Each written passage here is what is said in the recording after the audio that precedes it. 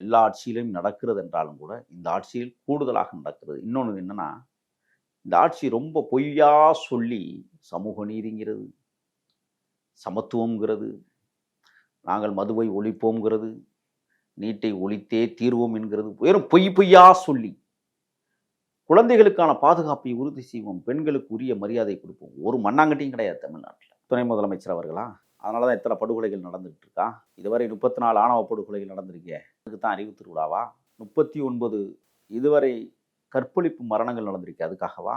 கோவை மாணவி கற்பழிக்கப்பட்ட விடயத்துல 3 பேர் குற்றவாளிகள் என்று சொல்லி 3 பேருக்கும் தோட்டாவை பாய்ச்சி இருக்கிறது. ஒவ்வொருத்தருக்கும் 2, 2 தோட்டா.